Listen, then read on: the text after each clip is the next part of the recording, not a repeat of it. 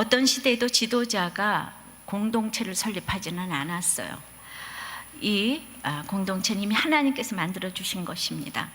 지도자는 은혜의 환경 속에서 청지기로 부름을 받았는데 그 속에서 하나님의 행동이 기억되고 기념되고 하나님의 명령이 학습되고 순종이 되어져서 이제 모세, 사무엘, 이사야, 에스겔 어떤 지도자도 신앙 공동체의 형성과 생존에 대해서 책임지지 않았어요. 그런 일은 모두 하나님의 의도에서 비롯되었고 하나님의 자비하심으로 유지가 되었습니다. 유진 피터슨의 얘기입니다. 그런데도 하나님이 공동체를 다 형성하고 만들었는데 우리는 너무나 그 공동체가 만족스럽지가 않은 거예요. 요즘에 이제 한국 교회의 현실에서 너무 이상한 교회가 많고, 그러면은 도대체 이 하나님이 모든 공동체를 만들었는데 왜 이런 일이 일어나는가?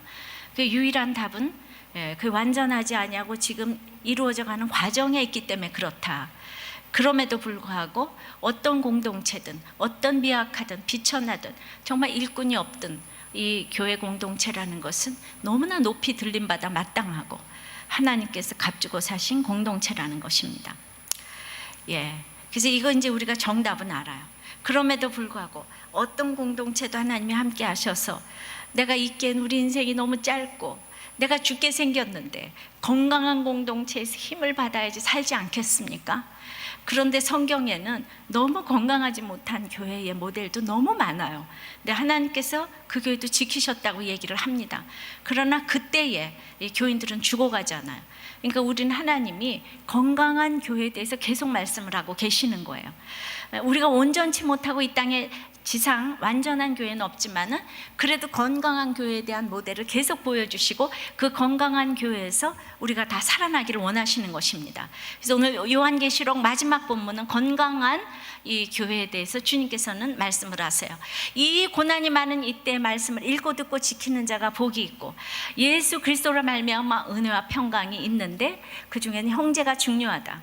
그런데 그 형제가 이 지경이 넓어진 것이 교회잖아요, 그죠? 교회가 중요한 거예요. 건강한 교회가 중요한 거예요. 그래서 오늘 마지막 본문, 1장 마지막 본문을 통해서 건강한 교회에 대해서 살펴보려고 합니다. 먼저 건강한 교회는 첫째, 이 돌이켜서 생각하는 교회인 거예요. 돌이켜서 생각하는 교회. 12절입니다. 시작. 몸을 돌이켜 나더러 말한 음성을 알아보려고 하여 돌이킬 때에 7 금초대를 보았는데, 지난번에 형제는 예수의 환난과 나라와 참음에 동참을 하고 나팔 소리가 음성이 들려서 이제 사명을 받고 큐티하기 시작을 했는데, 처음에는 이제 나에게 주신 음성으로 계속 듣다가 보니까 이제 상대방의 입장에 대해서 돌이키는 마음이 생겼어요. 상대방이 왜 나를 그렇게 힘들게 할까? 도미티아누스 같이 악한 사람도 왜 그랬을까를 생각해 보면서 상대방의 입장에서 이렇게 적용을 하는 거.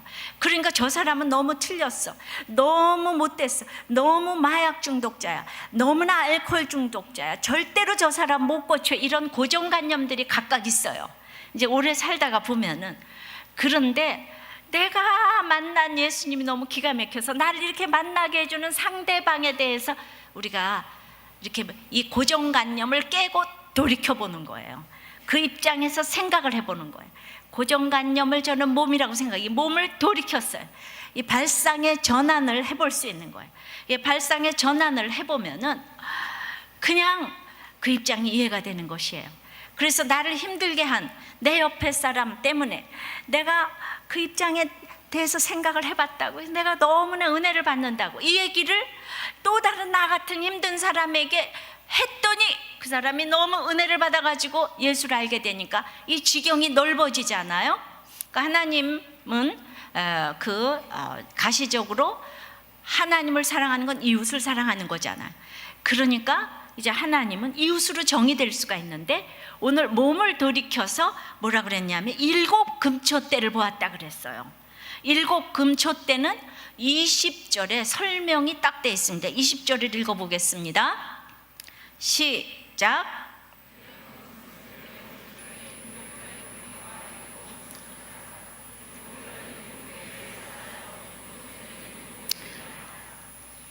네, 그러니까 이제 하나님 친히 설명을 해주셨는데, 일곱 교회 사자고, 일곱 촛대는 일곱 교회라고 이렇게 설명을 해주셨어요. 그러면 이제 왜 이렇게 어려운 얘기를 쓰는가 하면은 도미티아누스가 알아먹지 못하려고 못하게 하려고. 로마의 이 모든 사람들이 알아먹지 못하지만은, 왜냐하면 그냥 나는 서머나 빌라델비아 교회에 그냥 편지한 사신인가 보다 이렇게 생각을 하잖아요. 그러나 그때도 일곱이라는 수는 완전수가 돼서 이 시대에 가고 오는 세대에 주신, 우리 믿는 사람에게 주신 편지라는 것을 히브리 사람들은 알고, 그 얘기를 직접 설명 듣지 못해도 저도 알았어요, 이거를. 그런데 누가 못 아냐면 예수 안 믿는 사람들은 이걸 알아먹지를 못해, 이 얘기를. 그래서 일곱 금촛대가 바로 교회고, 왜 금촛대라고 했는가? 그것은 너무나 피로 값주고 사신 교회이기 때문에, 어떤 정금보다도 귀하기 때문에 금촛대라고 이렇게 표현을 했고, 하나님이 세워주신 교회는 힘이 있고 영광이 있고 중하다, 이런 뜻이 있습니다. 그러니까 내가 뭐라고요? 나의 반모섬에서 열심히 말씀을 적용하다가 상대방의 입장에 대해서 막 적용을 해보면, 약간 발상의 전환을 통해서 돌이켜서 생각을 해보면은, 그 얘기를 듣고 다른 사람들이 주님을 너무 알게 되니까 교회가 보이는 거예요. 교회잖아요. 우리가 교회잖아요. 형제보다 더한 공동체, 교회가 보이는 거예요. 이것이 건강한 교회의 이제 특징이라는 것입니다. 그러니까 내가 한마디만 조금만 더 나가면은 이제 정말 다른 사람들을 살릴 수가 있는 거예요. 닐 콜 목사님이라는 분이 교회를 개척하러 캘리포니아주 롱비치에 갔는데, 거기서 마약 중독자 시온을 만났어요. 그래서 그냥 한번 오라고 얘기를 해봤어요, 예배드리러. 그랬더니 마약 중독자 시온이 예배를 드리러 온 거예요. 마약은 계속 끊지도 않으면서. 그래서 계속 오는 거예요. 그래서 계속 오다가 세례까지 받았어요. 근데 세례 받은 게 너무 좋다 그러면서, 그날 자기가 할 줄 아는 건 마약밖에 없으니까 그날 또 마약을 제일 많이 마셨다는 거예요. 흠뻑 취해가지고. 그래가지고 이 목사님하고 날마다 만나서 죄 고백을 하기로 했는데, 세례를 받았음에도 불구하고 날마다 와서 이제 얘기하는 거는, 이번 주일도 내가 마약에 굴복했다, 마약에 무릎 꿇었다, 이 적용밖에 안 하는 거예요. 그러니까 이제 이 법원 명령으로 받는 약물 치료 프로그램도, 강제 약물 테스트도 아무 소용이 없는 거예요. 목사님 집에 와서 살게 했어도 나가면 다시 또 마약의 굴레에 빠지는 거예요. 이 죄악의 사슬을 어찌 끊어야 할지 안타깝기만 한 거예요. 재활센터에도 못 들어가겠다고 하는 이 시온에게 이 목사님 특별한 제안을 한 거예요.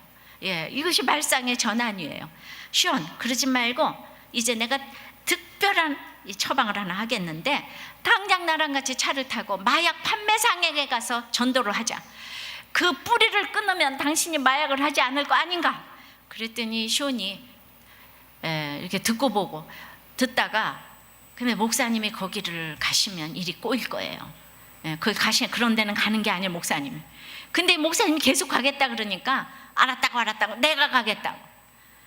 그래서 이제 시온이 그 마약 판매상에게 복음을 전하러 갔습니다. 그랬는데 그 마약 판매상은 그냥 너무나도 이 험악한 그런 사람이 아니고, 빈민가에 사는 엄마였던 거예요.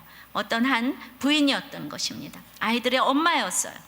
근데 그 엄마에 가서 이 시온이 복음을 전했어요. 그런데 희한한 일이, 정말 이 복음을 전한 후에 시온이 마약을 끊은 거예요. 어떤 방법으로도 안 되든 이 시온이 마약을 끊은 거예요. 저 복음을 받고 내가 남에게 전하는 이 과정에서 시온이 그 마약 판매상을 너무나 긍휼히 여기는 마음이 생겨가지고 복음이 와서 확증이 된 거예요. 그래서 우리가 말씀을 받아들이고 남과 나누는 것이야말로 죄악의 사슬을 끊는 최고의 방법이라는 것입니다. 그러니까 우리들 교회에서 제가 정말 조금만, 아무리 술을 못 끊고 그래도 이 조금만 예수님에 대해서 관심이 있는 분들, 남자들은 특별히 그럴 때 이제 목자로 세워짐을 당하면 정말 달라지는 거예요. 네, 얼마나 이 죄악을 끊는 거를 많이 봤는지 모르겠습니다. 그러니까 끊어라, 뭐 해라, 이런 방법 아무리 써도 내가 복음을 전하니까 내가 복음의 책임을 지고 싶은 이런 마음이 생겨가지고 이 마약을 이제 끊게 된 것입니다. 저는 이 발상의 전환을 통해서 여러분들이 참으로 건강한 교회를 세우게 될 줄을 믿는데, 저는 지난주일에 이 주식하는 집사님을 통해서 세계적으로 기도를 하고 처방을 내드렸는데도 이번 주 목장 보고서 보니까 여전히 변하지 않으시고 계속 나는 하고 싶은데 목사님은 자꾸 초를 치냐, 이런 보고서를 보고 저는 오늘 발상의 전환을 통해서 제가 처방을 하나 한 가지 하려고 그래요. 정말 이렇게 저렇게 해봐도 안 되고 빚만 늘어가고, 그 좋은 의사 그는 이렇게 해서 빚만 들어가니까 세상에, 이 세상에 제일 좋은 선교는 의료 선교사로 가기를 제가 제안합니다. 예, 정말 빚도 갖고 얼마나 좋아요. 지금 빚도 많은데. 네, 정말 내가 그 생각이 이렇게 들었다니까요. 세상에, 아니 빚쟁이 아버지, 주식하는 아버지보다 선교사 아버지로 자리매김을 하면 아이들한테도 얼마나 최고의 아버지가 되겠습니까? 안 그렇습니까? 예, 정말 가려고 마음 먹으면 선교훈련 받으시면 우리들 교회에서 파송할 용의도 있습니다. 시온이, 그 시온의 마약 판매상이 그날 당장 크리스찬이 되진 않았지만 그 대신에 14살 난 아들이 예수 그리스도를 영접해서 시온이 그 자리에서 이제 세례를 주었어요. 그리고 그 마약 판매상은 그 자리에서 영접은 안 했지만 1년 후에 감옥에 잡혀가고 감옥에 들어가서 주님을 영접하는 그 일이 일어났어요. 우리가 전한 것은 하나도 헛된 것이 없는 줄을 믿습니다. 그리고 시온은 그 마약 판매상의 아들을 데리고 이제 그 친구 몇 명을 전도를 해서 세례까지 베풀었는데, 그 아이를 데리고 새로운 교회를 개척했는데 수요일 새벽 3시에 교회를 개척했어요. 왜냐하면 이 사람이 롱비치에서 경비원으로 일을 하고 있었기 때문에 보니까 밤에 일하고 낮에 자는 사람들만 다 옆에 있는 거예요. 그러니까 그 아이들 데리고 새벽 3시에 교회를 할 수 있는 사람은 시온밖에 더 있겠습니까? 그러니까 하나님 우리에게 이 돌이킴을 통해서 조금만 돌이키면은 거기에 사명이 기다리고 있잖아요. 그러니까 우리가 욕할 사람 아무도 없는 거예요. 그걸 누가 하겠습니까? 박사가 하겠습니까? 교양에 있는 사람이 하겠습니까? 그렇지만 영혼은 다 똑같이 귀한 영혼인데, 이제 예수님이 주인 되신 교회는 그 누구도 막을 수가 없는 것입니다. 여러분들은 내 말씀의 지경이 이웃에까지 넓어졌습니까? 내 배우자의 입장을 생각합니까? 내가 상사의 입장을 생각합니까? 나를 괴롭게 하는 자의 입장을 생각합니까? 요한은 반모섬의 채석장에서 돌을 캐는 중노동을 했다고 해요. 90평생 주를 위하여 살다가 이런 환난에 동참하게 된 요한은 반모섬에서 나팔 소리 같은 음성을 듣고 지금 계시를 쓰기 시작했는데, 거기서 본 주님이 십자가의 주님이 아니라 오늘 말씀을 통한 너무 화려찬란한 이 주님을 보게 된 것입니다. 그걸 보여주셨어요. 우리가 조금만 알아보려고 돌이키면 이런 모습을 볼 수가 있어요. 조금만 돌이킵시다. 발상의 전환은 너무나 필요합니다. 조금만 다르게 생각하면 다른 세상이 있어요. 내가 이타적으로 생각한다고 내가 손해보는 거 아니에요. 내가 선교사 간다고 절대로 손해보는 거 아니에요. 영광 중에 계신 하나님께서 예수님을 통하여서 얼마나 그 사명의 세계가 정말 찬란한 세계인지를 계시하신 것입니다. 그래서 우리는 이 발상의 전환, 조금 돌이킴을 통하여서 이제 건강한 교회는 유연성 있게 항상 상대방의 입장에서 생각해 보는 사람이 많은 교회. 막 틀렸어 이렇게 손가락질하지 아니하고 내가 저 입장이라면. 그런데 이제 그 두 번째는, 건강한 교회 두 번째는 예수님이 누구신가 날마다 생각하는 교회. 그러니까 사람이 누군가, 성공이 누군가가 아니고 예수님이 누군가. 13절부터 16절까지를 보면은 예수님의 모습을 묘사하고 있는데 하나같이 신비하고 놀라운 모습임을 알 수가 있어요. 여러분들, 우리의 모든 고난에 대한 답은 예수님은 누구신가예요. 욥이 고난 중에서 이제 너무나 왜 나한테 이렇게 고난이 왔는가 했을 때 하나님이 고난에 대해서 설명하지 않았어요. 그리고 내가 누군가를 설명했어요. 욥기 38장서부터.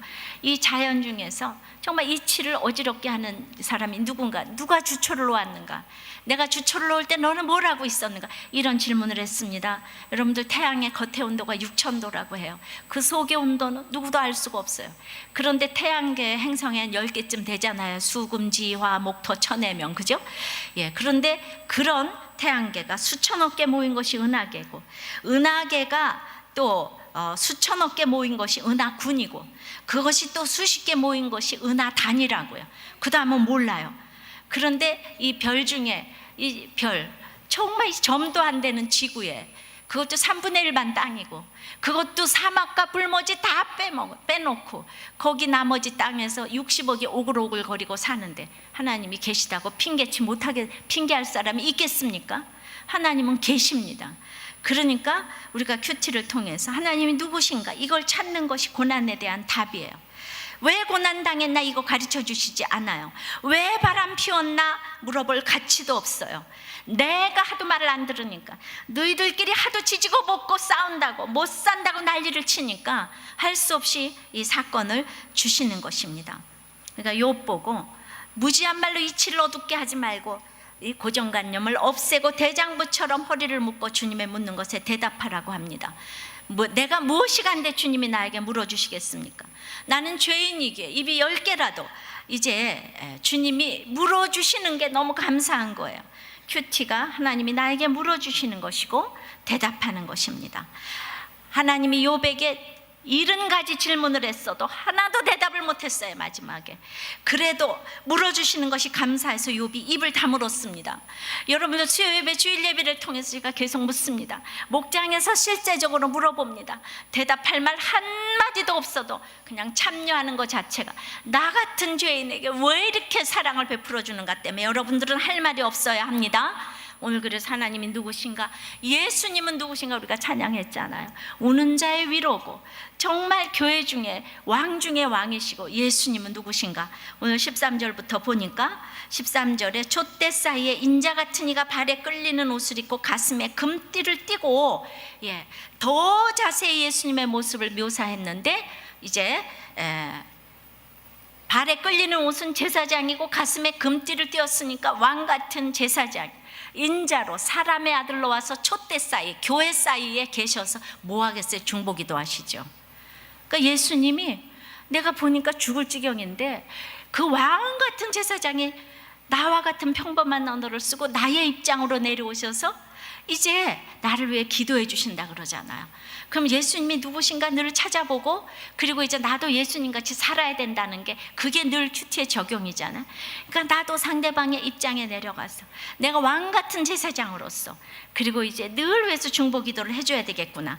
그래서 신적 권위를 가지시고 사람으로 오셨는데 그 예수님이 더 이제 묘사를 했는데, 이제 첫째가 14절에 머리털의 희기가 흰 양털 같다고 했습니다. 너무 순수하시고 완전하시고, 그 다음에 두 번째로 눈은 불꽃 같다고 했어요. 만물을 꿰뚫어 보시고 심판하시는 눈이에요. 그런 사람의 중보기도는요 불꽃 같습니다. 날생검도 무섭지만은요 우리를 가만히 쳐다보고 있을 때 더 무서워요. 말 안 하고 쳐다볼 때.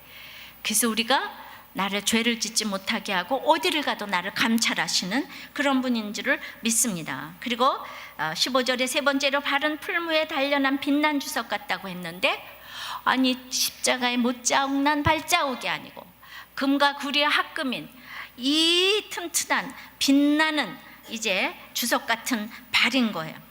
이제 너무나 많이 다녀서 단련이 된 발이고 행동으로 옮기는 발신앙이 있는 것입니다. 나의 신앙을 행동으로 옮기는 섬김과 이 봉사의 삶이 있어야 되는데, 자, 네 번째로는 15절에 음성이 많은 물소리 같다고, 에스겔 43장 2절에도 이 소리가 있었는데 주님의 음성 위엄 있고 권위가 있는 거예요. 그래서 날생검 같은 이 주님의 이 음성이 많은 물소리 같아. 너무 아름답잖아요. 물소리가 우리 폭포수에 가면 너무나 물소리가 막 여름에 가면 시원하고 아름답고, 그런데 여러분 있잖아요, 고문할 때요 그 아름다운 물소리를 며칠만 들려주면 다 미친답니다. 여러분들이 하나님의 권능으로 이 말씀을 듣지 않으면 지금 여기 미치는 사람들이 있을 것 같아요. 내가 이 더운데 여기는 왜 와서 앉아 있는가? 그러니까 땅끝까지 내려간 고난의 사건 속에서 많은 물소리처럼 쏟아지는 이 말씀의 능력을 여러분들이 체험하고 있는가? 다섯 번째로 오른손에 7별을 붙잡고 있다고 했어요. 7별은 일곱 교회 사자라 그랬잖아. 그러니까 하나님은 내가 형편없어도 내가 우리 집에 이 사역자로 자처를 하고 예수 그리스도를 믿는 이 중심자로 자처를 하면은 하나님은 그 일곱 뼈를 붙잡고 오른손, 능력의 오른손으로 일곱 뼈를 붙잡고 계시대잖아. 그러니까 이 불신 결혼해서 정말 결혼한 김연실 집사님이 그냥 남편을 위해서 더욱더 기도하시고 온 가정을 위해서 기도하시고, 나 그때는 그게 너무 힘들었던 거예요. 너무 힘들어서 감당이 안 되는 거예요.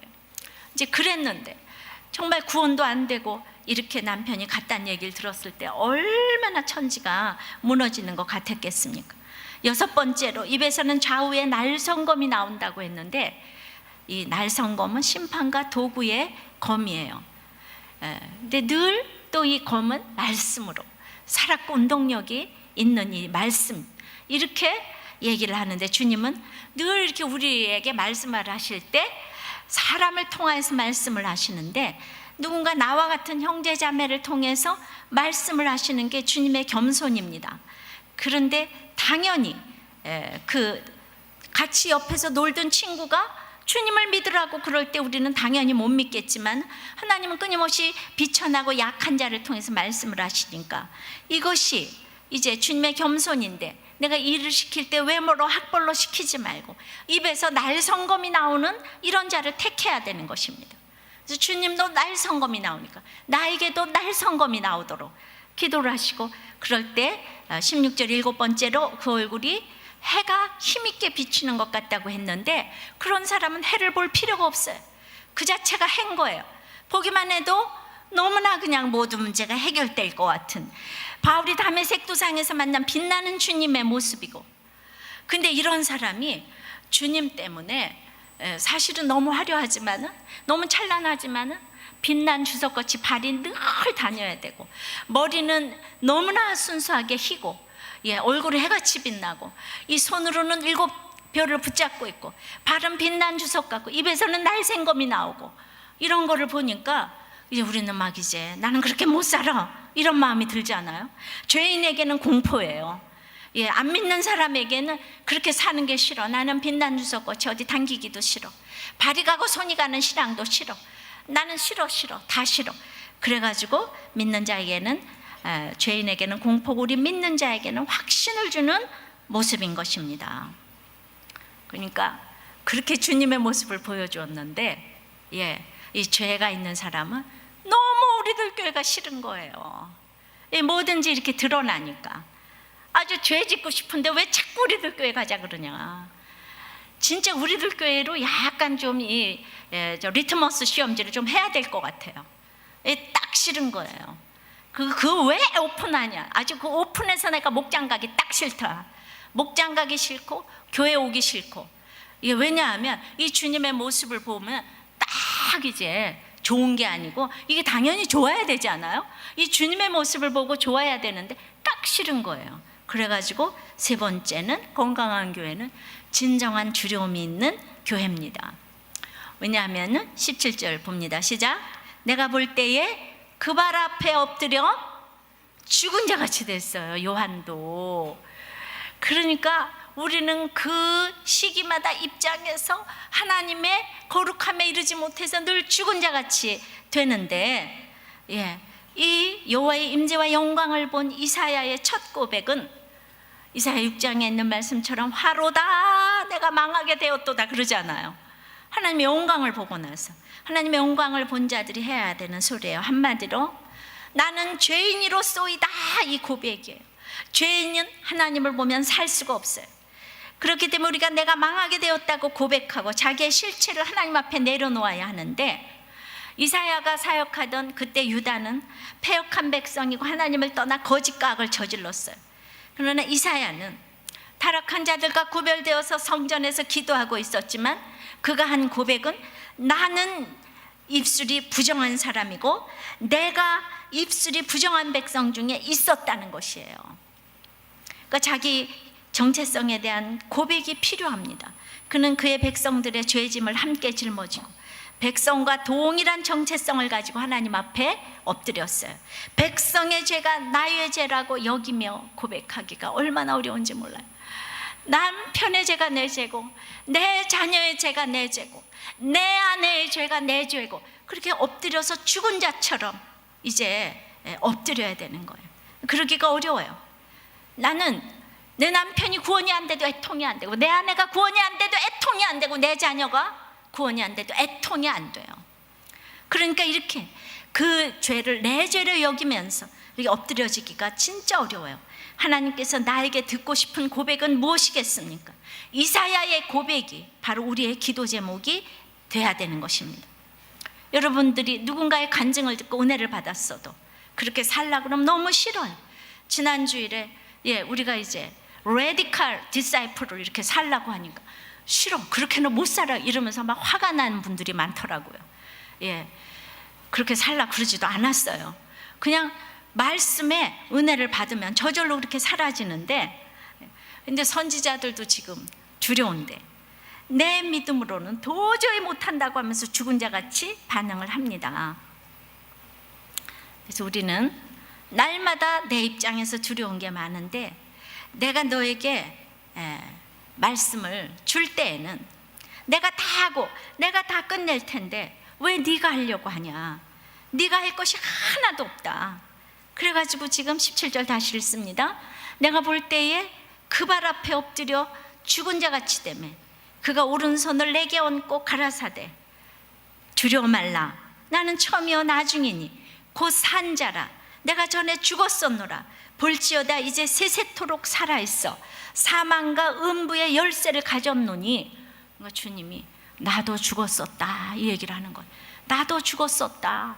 그러니까 나도 죽었었다가 얼마나 우리한테 위로가 되는지 몰라요. 하나님이 예수님 되셔서 이 땅에 오셔서 죽어주셨다니까요. 절대로 죽을 일이 없는 이 하나님이 예수님 되셔서 나도 죽었었다. 그래서 이제 너는 두려워하지 말라.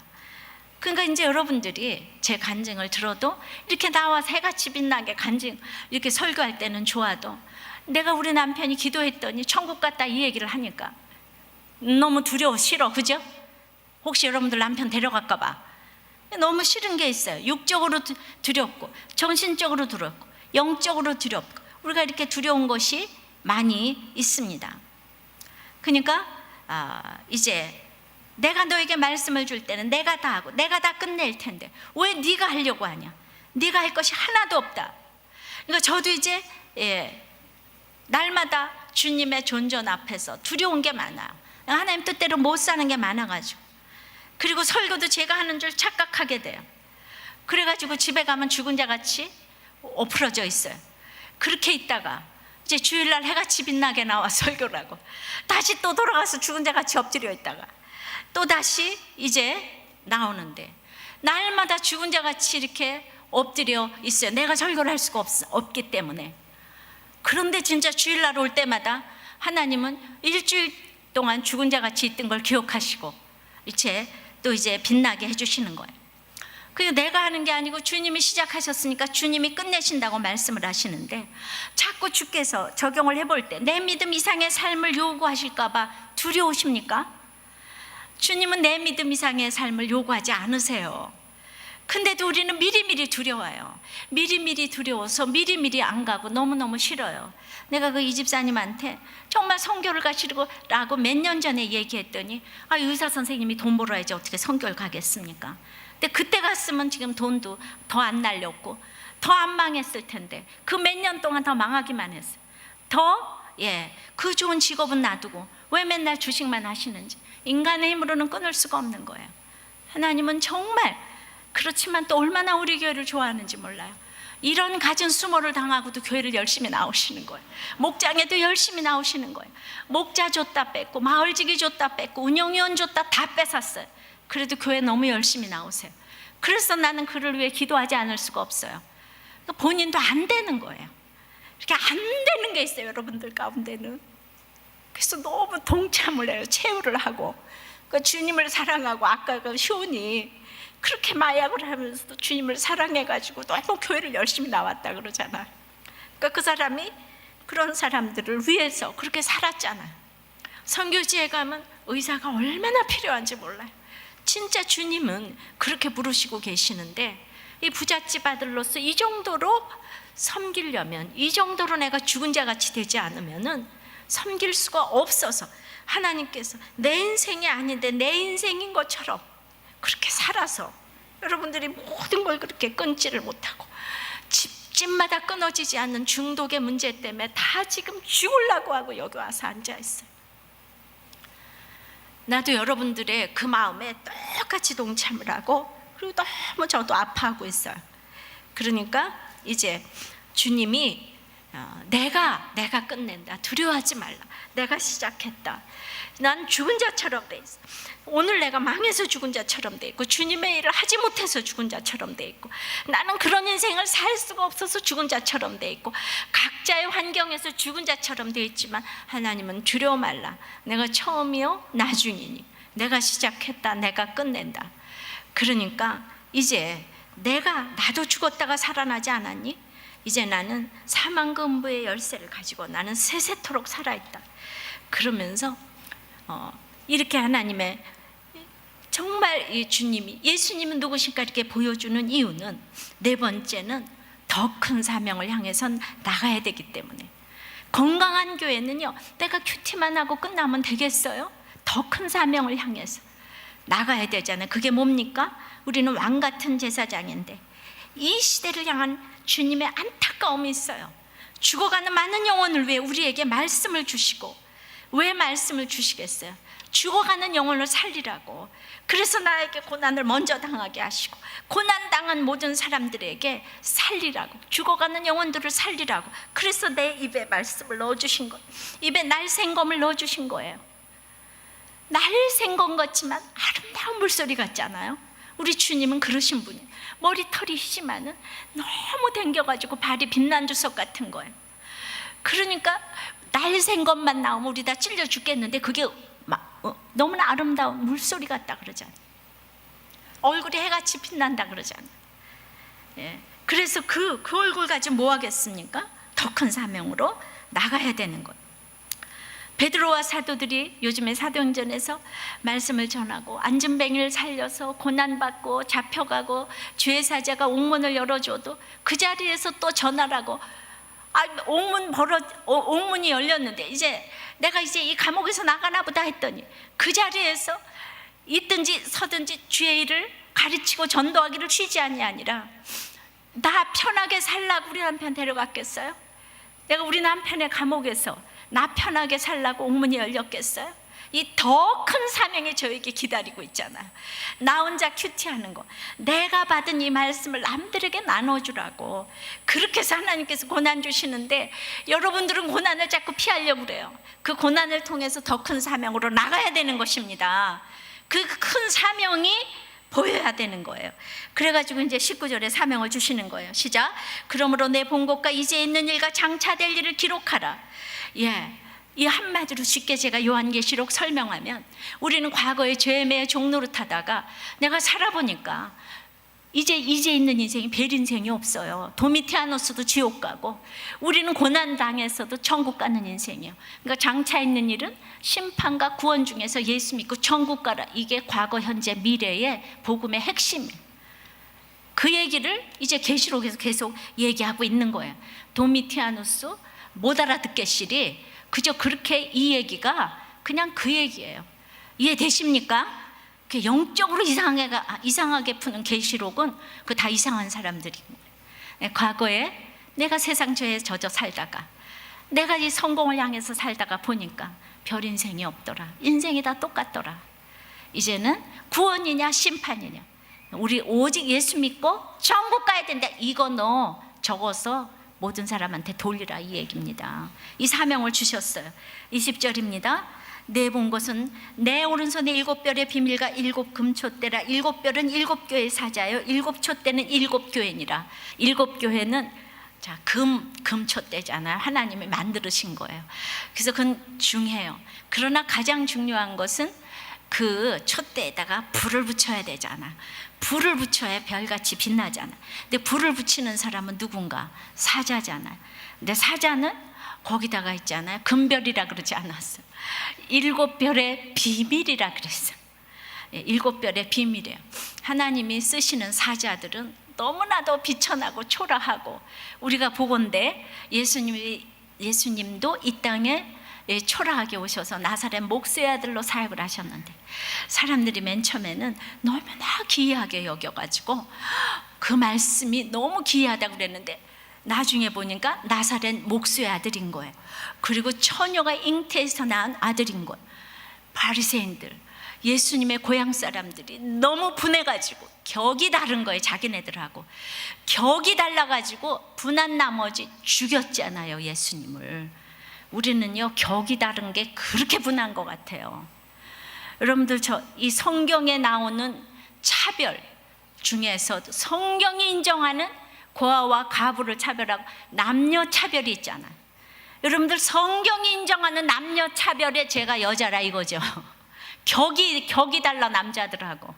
이 격이 다른 사람이 말씀을 전하니까 너무 분하지 않겠어요? 제가 이렇게 말씀을 할 때. 그러니까 끊임없이 이게 비밀이에요. 7별의 비밀.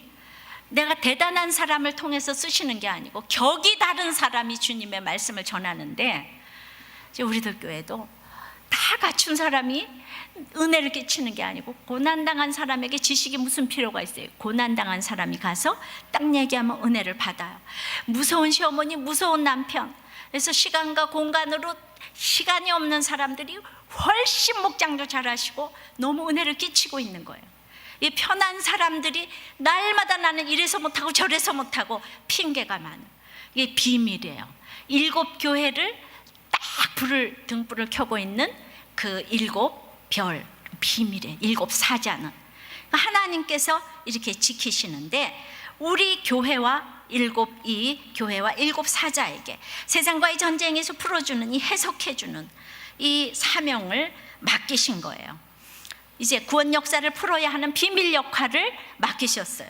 이혼을 하려고 하는 사람에게 이 고난이 당신의 구원 역사에 필요한 과정이고, 여기에 순종하면 당신도 살고 모든 가족이 다 살게 된다는 것과, 예수 믿어서 구원되면 온 집안이 살게 된다는 것을 이야기해주는 사역자가 있어야 된다는 것이죠. 이 사명이 맡겨졌어요.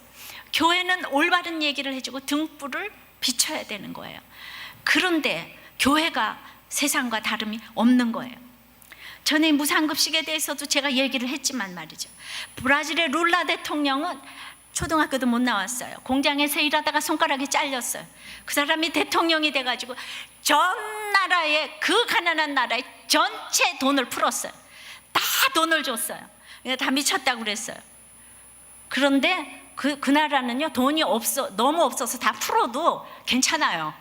다 풀어도 워낙 가난했을 때니까. 근데 단 조건이 있는 거예요. 반드시 애들을 학교 보내야 된다는, 초등학교 반드시 보내야 된다.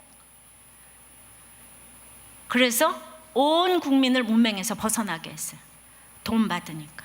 8년 만에 그렇게 가난했던 나라가 경제대국이 됐잖아. 그런 나라에게 무상급식을 하는 거예요. 지금 우리나라는 잘 먹고 잘 사는데, 제가 봤습니다. 어떤 고위직 간부가 투표를 안 하러 갔대요. 당신은 왜 안 하러 가냐?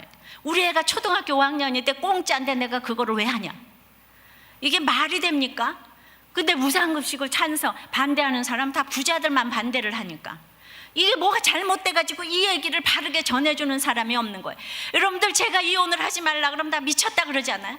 아니, 그런 남편하고 어떻게 사냐? 그런 바람피고 알코올 중독자하고 어떻게 사냐? 그러니까 조롱받는 거예요. 무시받는 거예요. 근데 그거를 외치는 사람하고 저하고 이해관계가 맞지 않아요. 제가 그래서 룰라 대통령은 너무 국민을 사랑하는 거예요. 자기 이해타산이 하나도 없는 거예요. 그러니까 그 사람이 무상급식을 해도 그게 통하는 거예요. 당리당략을 위해서 이걸 하면 안 되는 거예요. 근데 이런 얘기를 목숨을 걸고 할 사람이 있어야 된다고 생각을 합니다. 배불러서 너무 이기주의에 거쳐서 공짜니까 망하든지 말든지 지금 배가 불러가지고 나라를 생각하지 않냐고. 내 앞에 힘든 사람 돈 10만 원이 어딘데. 아니, 정책적으로도 부자들이 돈 내서 가난한 사람 먹이겠다는데 오직 차별화되는 것 때문에 이 세상이 끝날 동안 가난한 사람이 있는 거예요. 가난한 거는 인정해야 되는 거예요. 아닌 것처럼 한다고 해서 가난한 게 가난하지 않게 되는 게 아닙니다. 이런 것들이 교회와 이 사역자들에게 맡겨졌다는 것입니다. 이제 이번 주 그 공동체 고백인 이슬배에 나온 내용입니다. 그러니까 이제 요나 선지자 보고 니느웨 가서 망하라 그랬더니 니느웨가 회개하고 돌아왔어요. 요나가 썩났습니다. 니느웨 저것들은 망해야 된다는 거예요. 그래가지고 썩나서 공동체를 떠났어요. 그리고 망하나 안 망하나 보는 거예요. 그러는데 그럼 잘 기다리기라도 할 일이지. 와가지고 너무 저기 사막에서 너무나 이제 뜨거우니까 하나님이 박농쿨 하나 주시니까 박농쿨 때문에 너무 기뻐했잖아요. 근데 밤새도록 벌레가 와가지고 다 시들었어요. 너무 또 싫어했어요. 그러니까 너는 하룻밤에 쓰러지는 박농쿨도 애끼는데 내가 니느웨 백성 12만 명을 어떻게 안 애끼겠느니까 이제 이걸 내용 요약을 하시고 그리고 이제 이게 그 적용을 이제 썼어요. 얼마 전 남편이 성령님이 임하신 것 같다 그러면서 기도할 때 너무 눈물이 났다고. 남편이 하나님을 이제 만난 것 같대요. 그래가지고 그 이후에 이제 큐티를 하면서 말씀을 이제 부인하고 나누는데 어느 날 이렇게 얘기를 했다는 거예요. 자신이 음란물에 중독되어 있고 그것 때문에 늘 곤고했다고, 이제는 더 이상 죄를 짓고 싶지 않다고 이야기하면서 저에게 도움을 요청했다는 거예요. 남편은 저와 하나님 앞에서 그렇게 회개를 했지만은 저는 여자로서 자존심이 딱 상했고 용서할 수 없다는 생각이 들면서 너무나 화가 나고 억울한 눈물을 흘리면서 그 자리에서 일어났다는 거예요.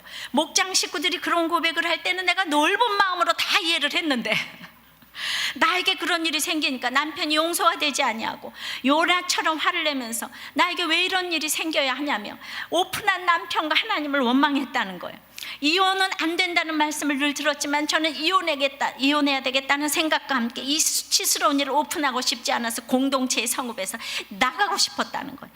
그래서 고백하지도 않고 회개하지도 않고 내가 교양의 박농쿨 속에서 그냥 쉬고 싶었는데, 내가 이 교회를 다니지 않으면, 공동체를 떠나면 내 교양으로 다른 사람들은 다 모르게 살 수 있다는 생각이 들었고, 이런 남편과 같이 살지 아니하고 이 환경에서 벗어나고 싶었다는 게 보통 사람들의 생각이잖아요. 예, 이분이 또 교양이 좀 있어요.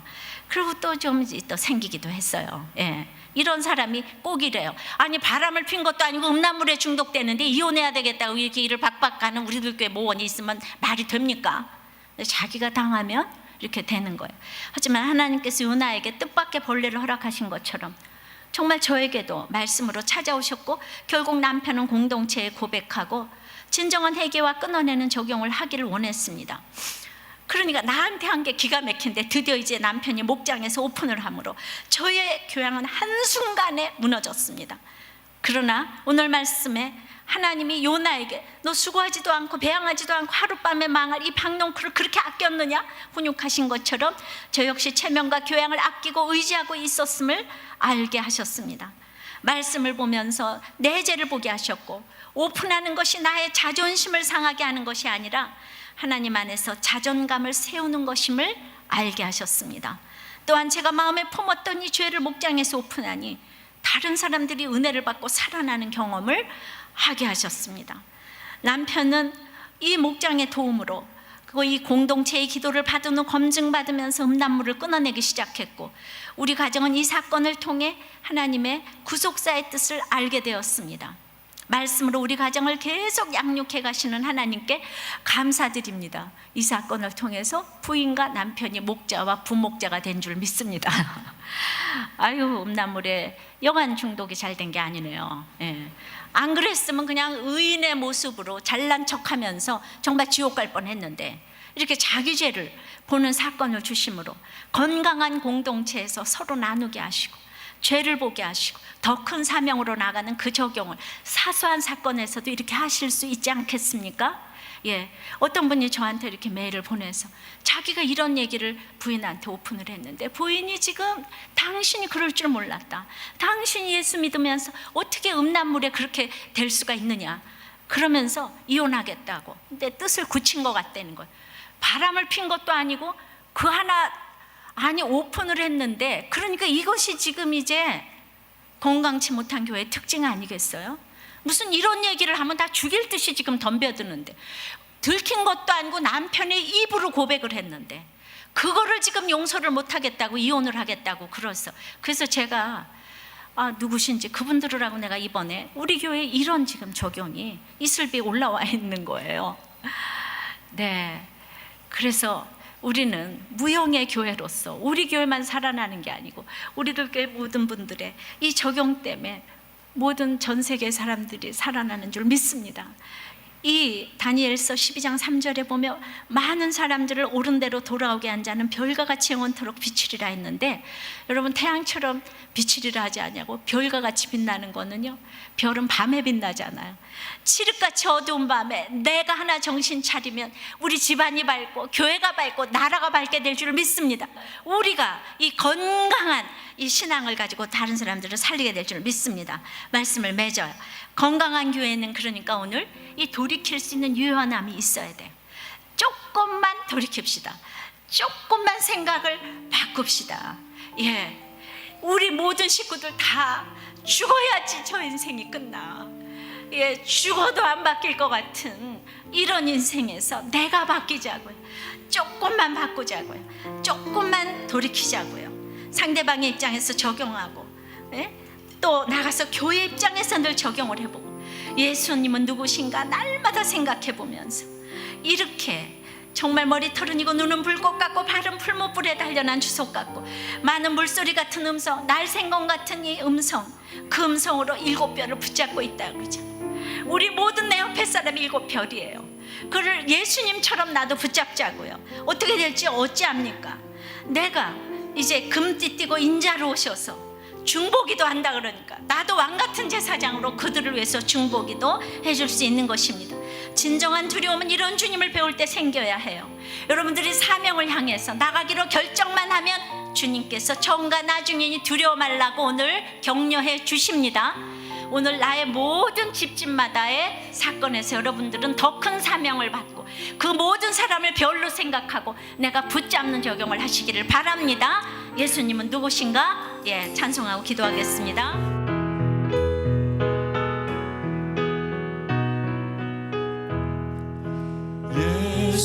예수님은 누구신가?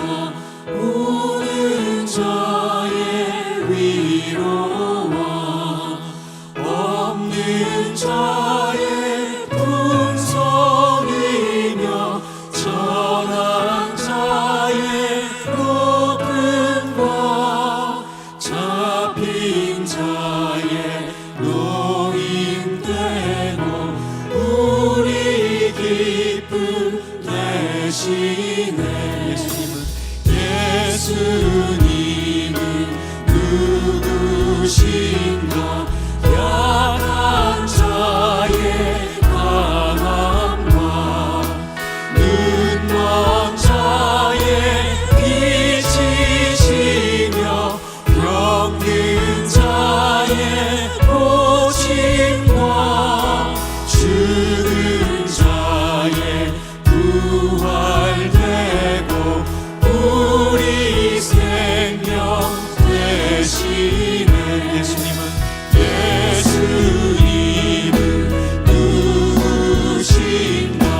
주한 자의 정함과 죽을 자의 생명이며 죄인들의 중보와 멸망 자의 구원되고 우리 평화 되시네. 예수님은 온 교회의 머리와 온 세상의 구주가 되십니다.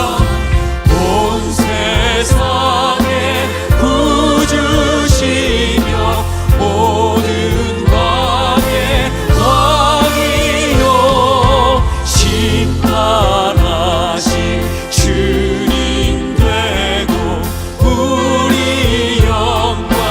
온 세상의 구주시며 온 세상의 구주시며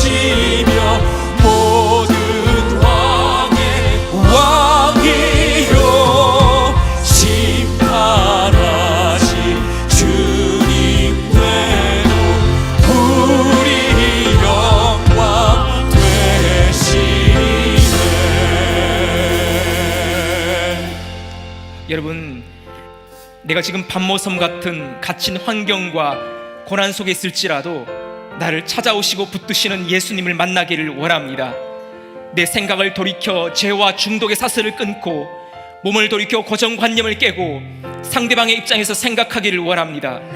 내가 죽은 자같이 엎드려 두려워하는 삶의 자리에서 많은 물소리 같은 주님의 음성을 듣고 구원의 비밀을 깨닫고 더 큰 사명을 향해 나아가게 하여 주시옵소서.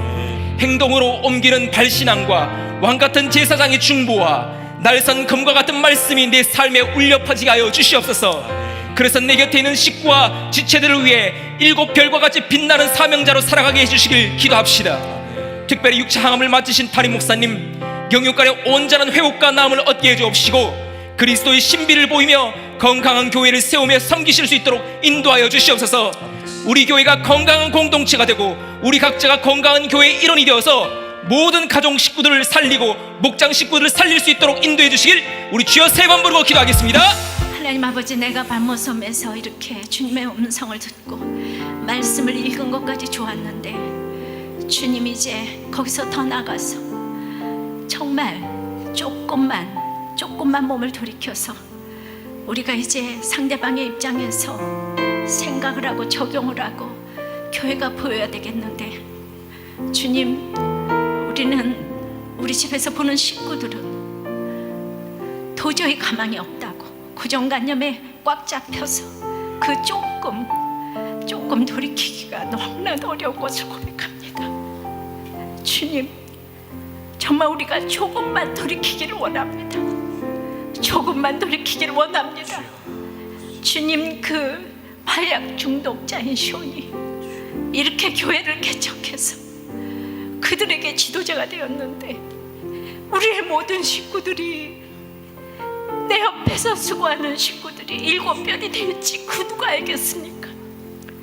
예수님의 그 찬란한 모습을 우리가 보고 나도 입에서 날성검이 돼서 많은 물소리 같은 그 주님을, 그 영광이, 그 능력이 나에게도 임해서 아버지 하나님, 머리털같이 희고 빛난 주석처럼 이 발이 나에게도 그런 발로 찾아오신 주님, 내가 우리의 모든 식구들을 능력의 오른손으로 붙잡기를 원합니다.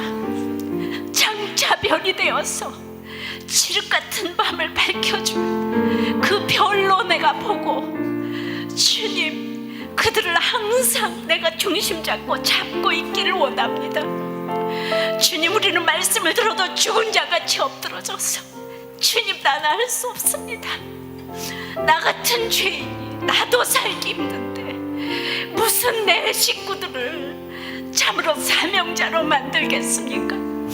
그러나 이 세상은 7별의 비밀이라고 한 것처럼 유다가 그렇게 시아버지하고 며느리하고 동침해서 예수님의 조상이 된 것처럼 비천한 자를 택하시는 그 주님의 비밀을 알기를 원합니다.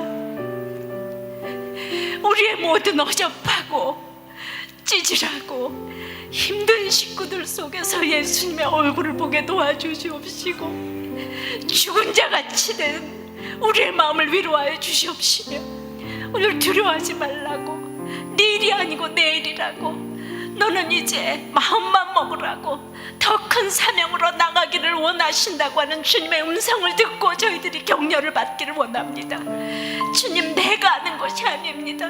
우리는 말씀 따라서 그냥 하루하루 한절 순종하고 나갈 때에 너무나도 놀라운 주님의 놀라운 역사, 참으로 이 건강한 교회에서 건강한 교인이 되어서 많은 사람들을 등불처럼 비치는 우리들의 입술의 말이 될 것입니다.